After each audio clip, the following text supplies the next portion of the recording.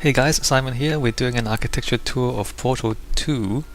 We're in Chapter 7, the reunion, but before we go into that, I just wanted you to see this screen. Like the intro screen to the game changes as you go through the game, and it reflects your progress in the game. But just listen to this and watch this.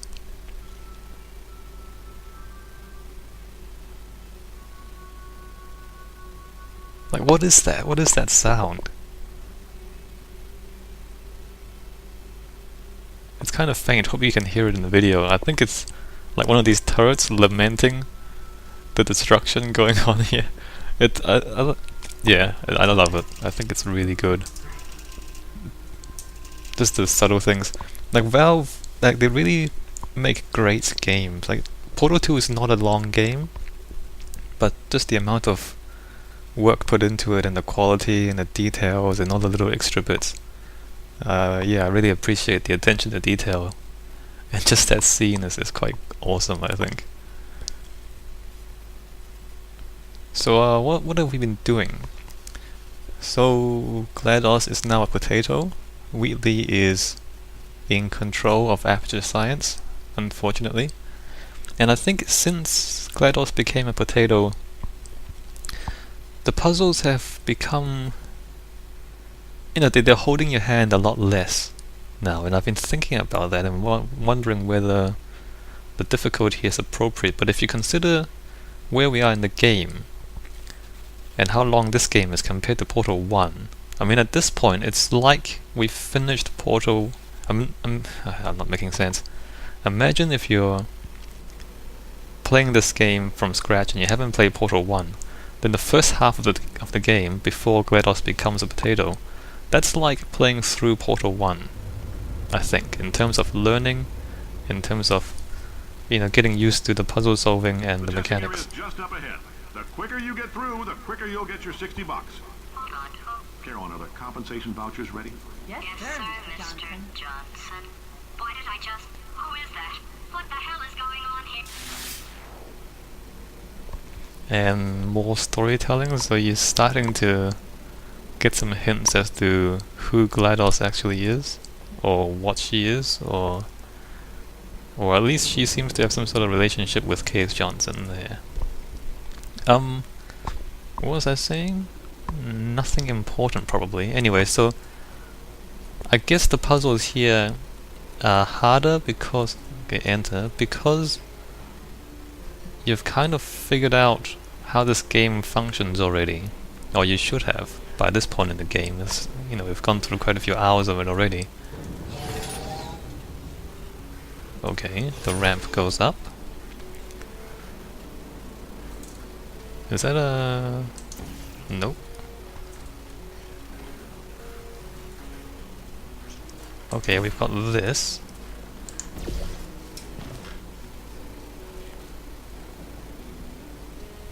Thank you for keeping our enrichment spheres clean. So they're not... Okay, enrichment spheres. That's what those, sphere things are. We're inside one of them. See, again, they don't tell you what's going on here.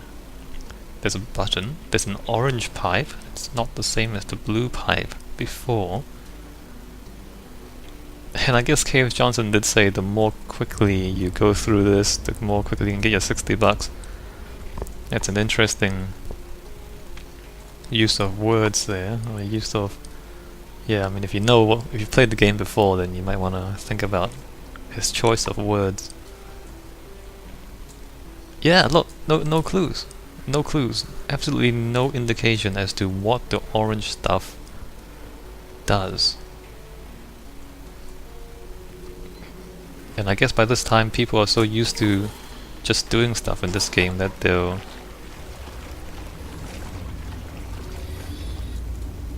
There's a sound when you walk over it. It's not... It's kind of subtle unless you... Yeah, the effect is quite subtle until you do it properly. Let's just throw it down and do that. And you'll notice that it's not, again, like it doesn't work on just pure physics.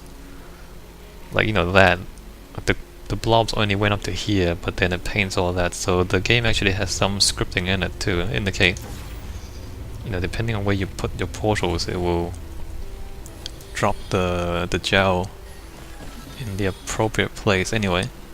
So if you haven't figured out by now, this boosts your speed, interestingly. Right, so if I walk diagonally, like the same funneling works for this as well. Remember we said how if you fall into a portal, the funneling will pull you in into the center of the portal. So imagine if I run down the edge of this. Oh no, that was not too noticeable. I need to actually get more stuff, don't I? Yeah, so I need more of that stuff to get across there.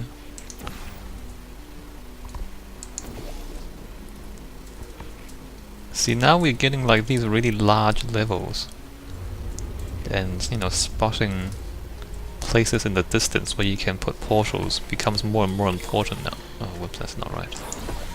Becomes more and more important now. And if you remember how earlier in the game they were kind of training you to do that, to look around, to look for places to put portals. So it becomes more and more important as you go through the game, and so even that is a bit of teaching. And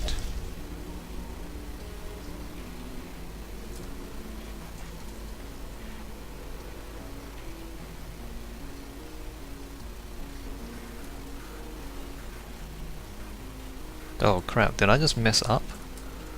Oh no, I can put the portal there, I see. Okay, so let's get the cube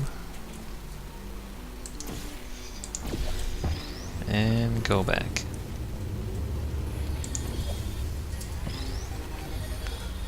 So I'm just gonna solve the puzzle. Oh, another thing I might want to say now is, well, actually we haven't seen all the gels yet, so maybe I should save that for later. But you notice how the two gels we've seen so far, what they do, like the blue gel makes you jump higher, or allows you to jump higher, and then the orange gel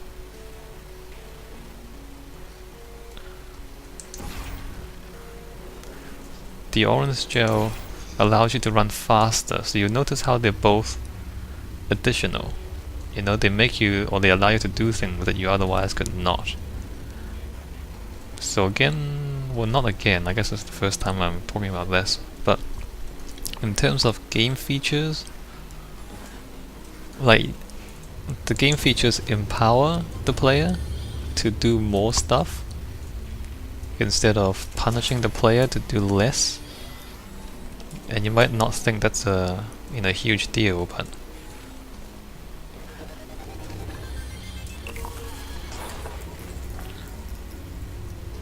does that? Okay, that just stays open. But one of the issues I had with Bastion, I don't know if you've watched that playthrough, but anyway, the gist of it is that throughout the game you collect more and more weapons and you upgrade them and you get stronger and stronger as you go through the game. And then right at the last level, you lose all the weapons. Well, you don't lose them, but you pick up a new weapon which is completely unlike everything that you've used before, and it's slow. Like, it's really slow, and it's just inconvenient to use. And so in that game you spend the whole game building up your arsenal, getting more powerful as you do, and then they hobble you, and then they cripple you with this really bad weapon that you have to use, and you can't even drop it.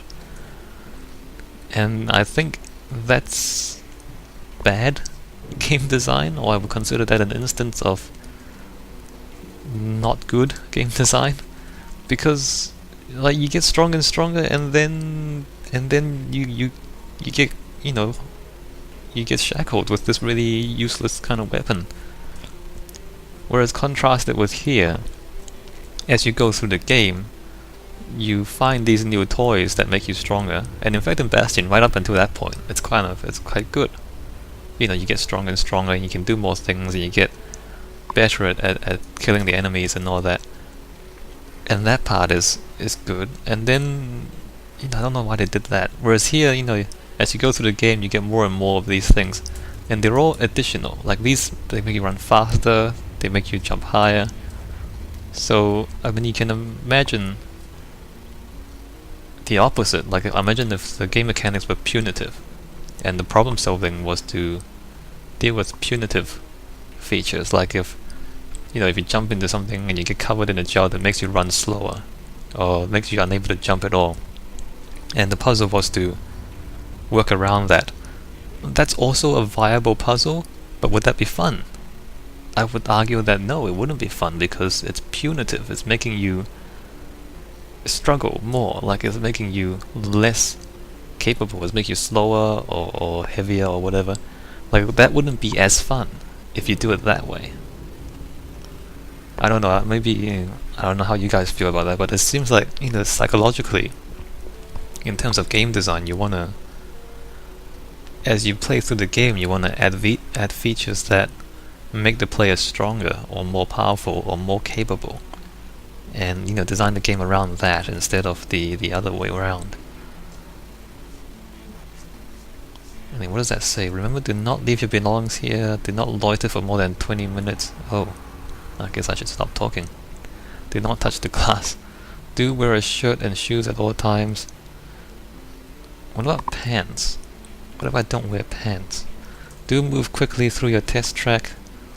Do not forget to not touch the glass. Okay, I guess emotional outbursts require more than 1.6 volts. Now we know that. We just need to relax. We're still going to find out what the hell's going on here, but calmly. Right, and you notice how GLaDOS is talking to you right after you solve it. Like once I've walked through there, she talks to you. So the game is still keeping the dialogue at the beginning and at the ends of the puzzles, not in the middle. Because in the middle of the puzzle, they allow you to, they allow you the time to think, and they don't interrupt you as you're trying to solve puzzles, which is more than I can say for Bastion.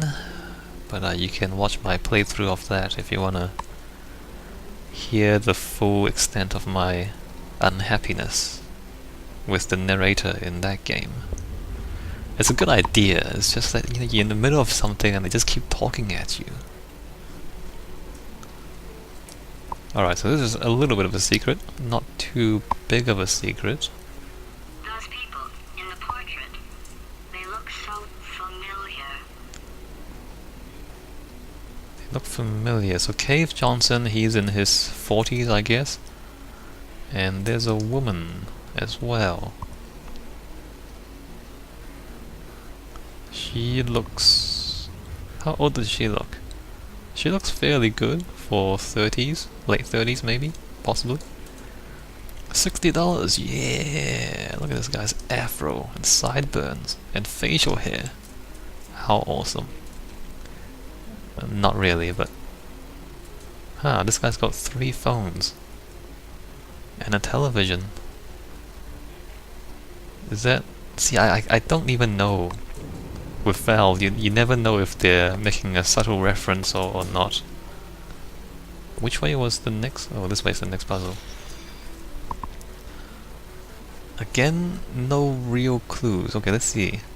There's the bouncing stuff, which is that. And there's the speed... See, they have a speed icon too. They actually have a speed icon, but they didn't put it in the first speed puzzle. Why is that? I guess they just figured that you don't need it, and so they just left it out, and this, I guess that's the only explanation for it. And it's not like those do very much neither, like it's quite obvious at this point, the blue and the orange and everything else. And again, notice the bright colors versus the dull colors, the bright colors being the stuff that you need to pay attention to, and the dull colors being the stuff that's in the background.